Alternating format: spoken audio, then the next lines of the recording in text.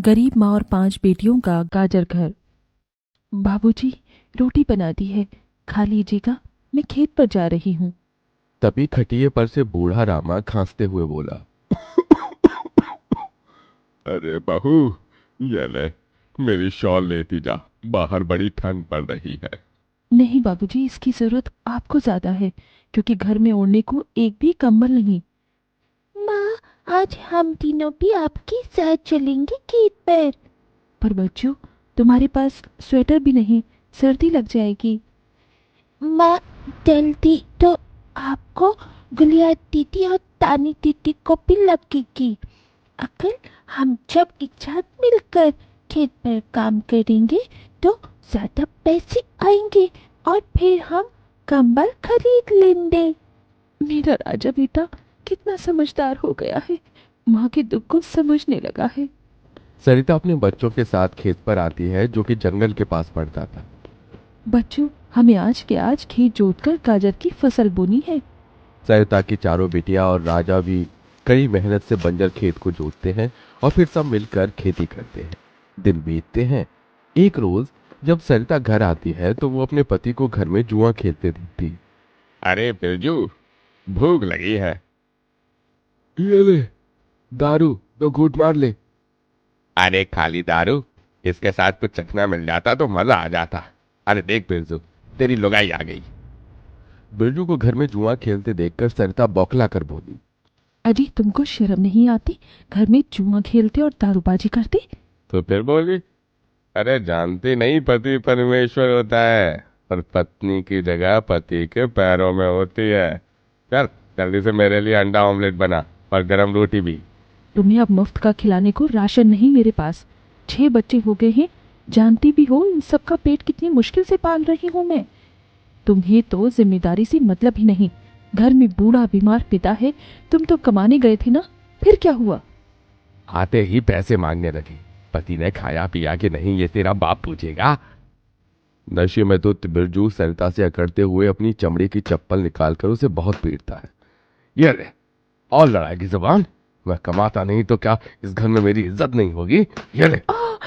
बचाओ, ओह बचाओ।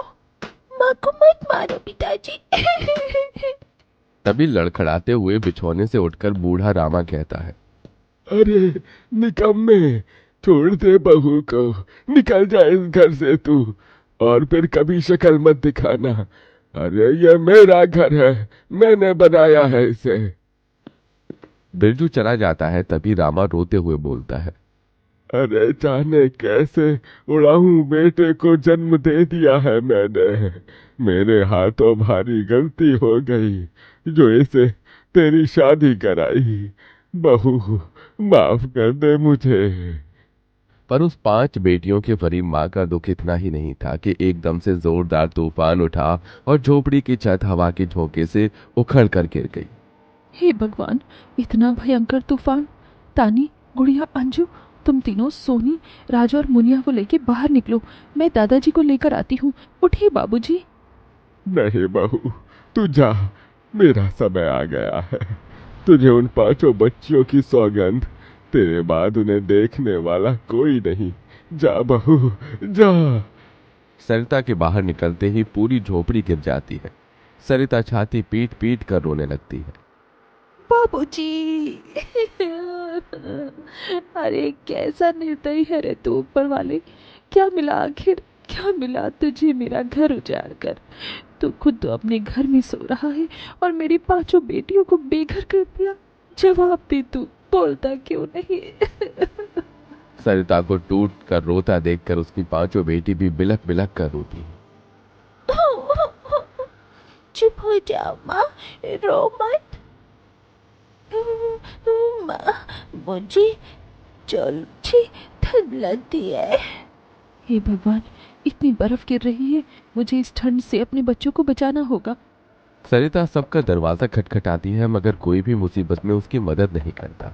हार कर वो अपने जंगल वाले गाजर के खेत में आ जाती है और सब रात भर ठंड से कांपते ठिठुरते हुए बीतती है। माँ, बहुत भूख लगी है। हाँ माँ, मुझे भी भूख लगी है। तभी सरिता की सबसे बड़ी बेटी तानी खेत में देखती है जहां लाल लाल गाजर उगे थे।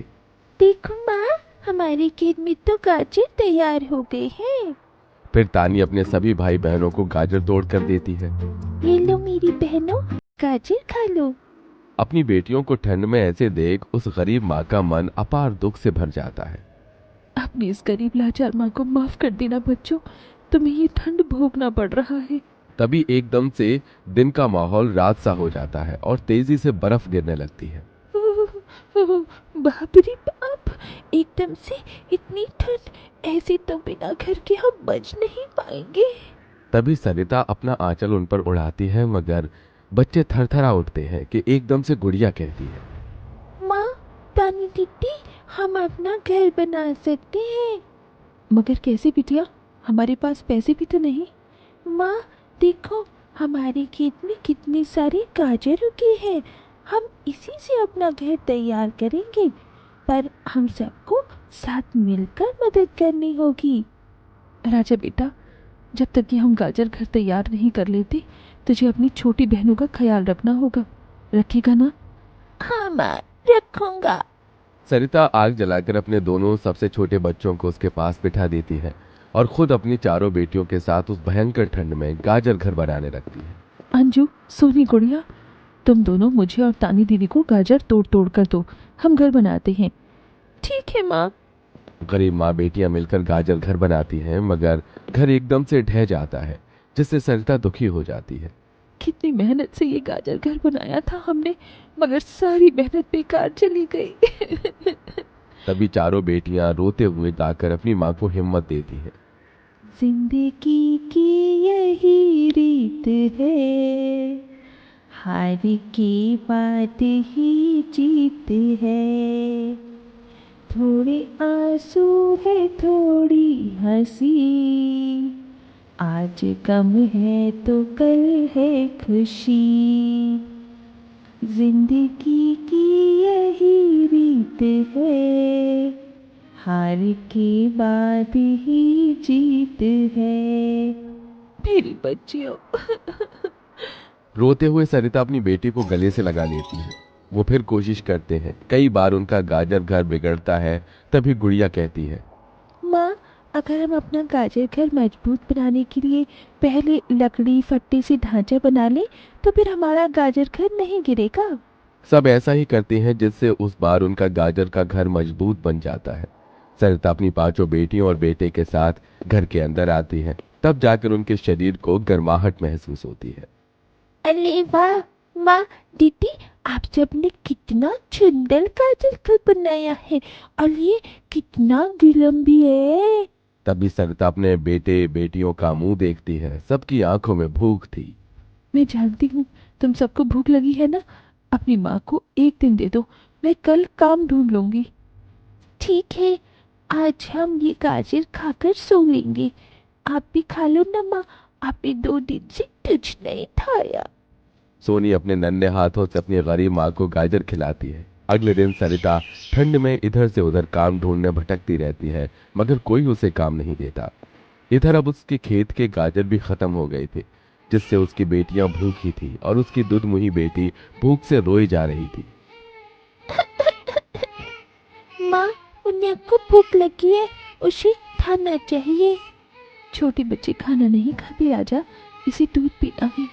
हे बसरी बजैया, एक माँ की ममता की इतनी भी परीक्षा मत लो कि वो अपने बच्चे को दूध भी ना पिला सके। तभी सरिता को द्वार पर एक गाय के रंभाने की आवाज सुनाई दी। माँ, लगता है बाहर गाय आई है। सरिता अपनी बेटियों के साथ बाहर आकर देखती है तो गाय के थन से दूध की धारा बही जा रही है। इस गाय के थन में कितना दूध दे रहा है।